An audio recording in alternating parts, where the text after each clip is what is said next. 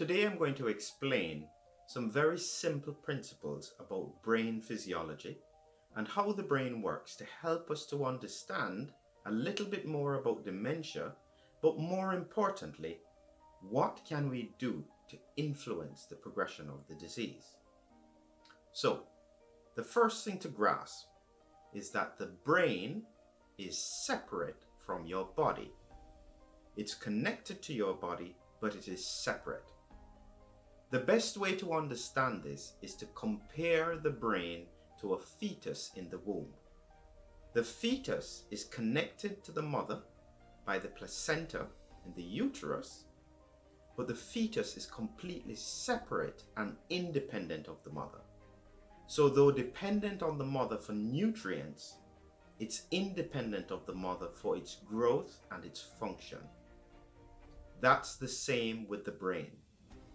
The brain is dependent on us for nutrients, but in reality, the brain has a complete system that allows it to function independently of the body. That's very important. And the way how the brain does this is through the blood-brain barrier. That literally is almost like a protective barrier around the brain that only lets in what it wants, and usually that means only nutrients. Exactly the same as the placental barrier in the fetus.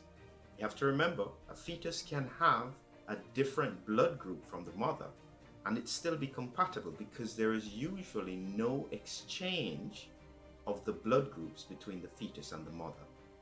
That's how perfectly this barrier works to protect each and every part of the system.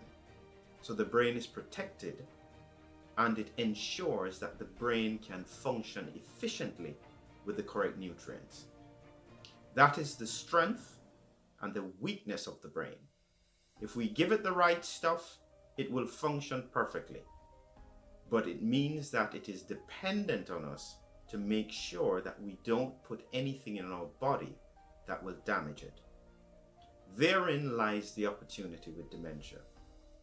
If we can figure out what the brain needs, we can give it the nutrition that it requires. And this is very different from giving it a drug. Drugs struggle to get into the brain because of the blood-brain barrier. And this is why we have struggled to find any kind of drug that effectively works for any neurological condition. They all work partially.